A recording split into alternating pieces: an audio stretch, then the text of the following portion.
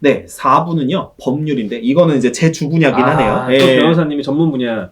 많은 회사들이 어떤 식의 법률 문제로 인해서 많이 고통을 받고 힘들어하는지. 뭐 주로 이제 돈을 못 받은 거죠. 이제 대금 문제, 그 다음에 계약을 잘못했다.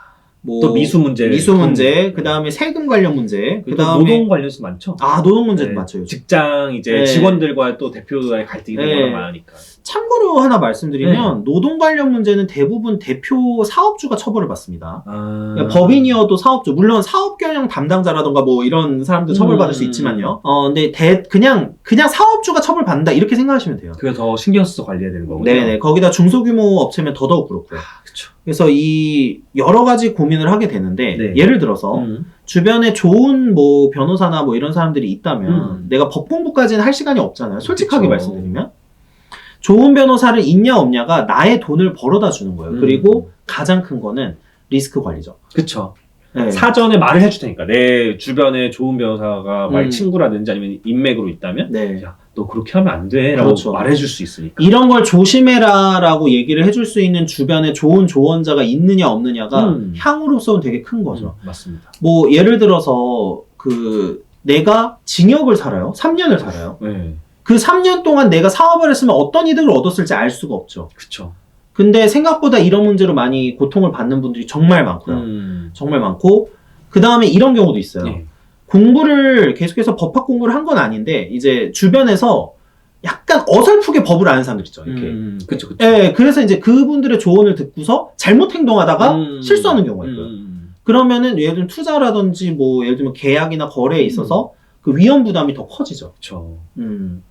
그래서 이제 이런 경우가 너무나 많기 때문에 법률적으로도 주변에 좋은 지인이나 이런 아는 사람들을 두게 되고요. 대부분 아무래도 사업이 어느 정도 일정 규모에 오르신 분들은 주변에 변호사들이 있죠. 아는 변호사들이. 맞아요. 이 부분에 대해서도 꼭 이해를 해주시면 좋습니다. 근데 제가 느끼는 거는 대다수는 법률적 문제가 생기기 전까지는 법률의 중요성을 잘 모르다가 그쵸. 나중에 아시게 되는 경우가 많아요. 제 이제 거래처 경험이라든지 그런 것도 봐도 그런 경우가 굉장히 많은 게 처음에는 그냥 자기가 느끼는 거 그리고 자기가 이렇게 하면 잘 될 것 같은 거 그 방향으로 간단 말이죠. 맞아요. 근데 그래 정말 잘 됐어. 어떻게 운이 잘 맞거나 길이 잘 맞거나 해가지고 잘 됐어요.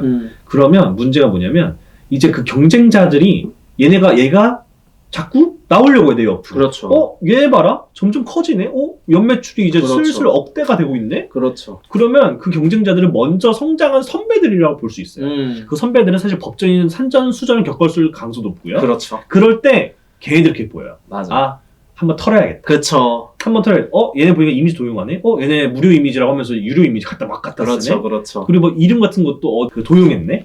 이런 식으로 이제 경쟁자들이 법적 문제를 파고들면서 무너뜨립니다. 맞습니다. 사실 그거는 나쁜 게 아니에요. 왜냐면 정당한 거죠. 신생 업체가 그걸 모르고 자기가 마음껏 펼쳤는데 맞아요. 이거는 경쟁자가 보기에는 너무 아니라고 생각하면 당연히 법적 제재를 가해야죠.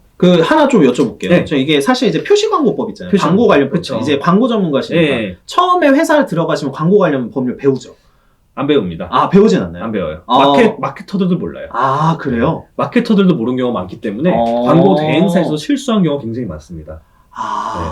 법률적으로 법무팀이 있는 큰 대기업은 몰라요. 그렇죠. 검수를 나가고 나가니까. 심지어 홈쇼핑에 나오는 업체들도 맨날 공정거래위원회 들어갑니다. 맞아요. 근데 중소기업들, 특히 소기업 스타트업들은 그거에 대한 인지가 많이 부족해요. 그래서 광고 대행사에서도 오히려 실수를 해가지고 큰 위약금을 하는 사례도 있었고요. 그러다 보니까 광고하는 사람들이나 마케팅하는 사람들은 이런 선례들을 봐요. 우리 회사 이것 때문에 한번 한번 좆됐었대. 이거 거래처도 이거 한번 추천해줬다가 좆됐었대. 그러다 보니까 맞아요. 그 광고 대행사에 좀 일을 하다 보면 마인드가 진짜 조심하게 됩니다. 뭐든지 조심하게 되고 맞아. 이거 위험한데 하면 어디 물어보고 맞아요.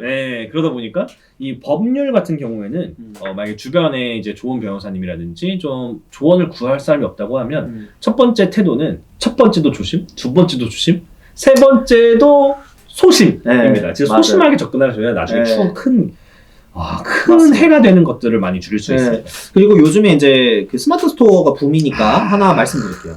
스마트 스토어가 상위 노출되자마자 바로 내용 증명을 받습니다, 보통. 많이 오시죠? 많이. 예. 이게 왜 그러냐면 상위 노출이 되면은 바로 예를 들면 제가 1등으로 노출되고 있었어요. 예. 근데 어떤 사람이 갑자기 1등으로 올라갔네. 난 2등이 됐네. 예. 뭐지? 찾아요. 음. 어떻게 노출시켰을까? 음. 뭐 어뷰징을 했을 수도 있고 뭐 여러 가지를 했었겠죠. 그리고 이제 제일 먼저 보이는 게 상세 페이지죠. 그쵸. 상세 페이지 딱 보는데 광고 표시 광고 위반이야. 뭐 예를 들면 부당하게 비교하는 광고를 넣었다거나 뭐 가격을 이상하게 했다거나 뭐 허위 사실을 넣었다던가 뭐 과장 광고를 넣었다던가. 맞아요. 예, 굉장히 많은 사례가 있고요. 이거를 하면 내용증을 받게 되고 또 두 번째 제일 많은 케이스 명예훼손이나 업무방해. 맞아요. 허위 사실 유포죠. 그 업무방해나 이런 거는 특히 이런 거죠. 제일 많이 문제되는 게 소비자 평가. 예를 들면 어떤 뭐 국밥집에 갔다. 근데 이제 여기에서 무슨 쥐가 나왔다. 뭐 이런 거예요. 예. 쥐가 안 나왔는데 쥐가 나왔대. 올려요. 물론 이러면 이제 그 명예훼손 법리나 업무방해 법리에서 무죄가 되기는 하는데, 그러니까 입증의 문제죠. 그렇지만 소송에 휘말리게 돼 있어요. 그러니까 이런 식으로 사업과 관련돼서 맞아요. 뭔가 누군가가 잘 되고 이러면 소비자들이나 경쟁업체가 굉장히 견제를 하거나 싫어하는 경우가 있어요. 맞습니다. 네, 그러면 당연히 법적 문제를 찾게 되는데 제가 딱 하나만 말씀드리면 여러분이 생각하시는 애플 법에 얼마나 돈 쓰고 계신지 아나요? 얼마인가요? 거의 변호사 어마어마하겠습니다. 제가 이거를 구체적인 액수를 지금 기억 네. 못하는데 변호사한테 정말 많은 투자예요. 그 법 관련에 정말 많은 투자를 하고 리스크 관리나 여러 가지가 있고 예전에 또 기억나시죠? 이제 삼성하고 애플이 특허 소송하셨던 엄청 싸웠죠. 그거 얼마짜리인지 아시죠? 그런 소송 같은 게 많이 벌어진다는 것 자체가 그 이제 사실 상업업계에서는 정당하게 상대방을 무너뜨릴 수 있는 방법이 사실 맞아요. 법이에요. 이 부분에 대한 문제가 많이 발생을 하기 때문에 어느 정도 초반까지는 견제업체가 없어서 괜찮지만 어느 시점이 넘어서 좀 성공한다 싶으면 이제 문제가 발생하기 시작한다는 거예요. 이걸 또 하나의 예로 또 들어보자면 또 이해하기 쉽게 우리 유튜버 분들이 한 번씩 이제 어떤 언행, 사고 이런 것들을 벌이시는 경우가 있어요. 그렇죠. 그럴 때 법적인 문제가 되고 이런 부분으로 해서 한 번에 무너지죠. 사실 제 클라이언트 분들 중에서도 유튜버 분들이 계신데 그 유튜버 예를 들면 이제 명예훼손적 발언이나 뭐 허위 사실을 올려서 뭐 이런 맞아요. 걸 한다던가 네 그런 게 굉장히 문제가 많이 되고 실제로 소송도 많습니다. 네. 뭐든지 어떤 행동이나 이 언행 그리고 사업 같은 경우는 어떤 제품 출시 이 모든 부분에서 맞아요. 모든 부분에서 법적 문제가 발생한다고 발생한다고 있다고 생각을 하고 맞아요. 진행을 하셔야 네. 그게 맞고 그 다음에 예를 들면은 사실 사업하시는 분들 중에 이런 분들도 있어요.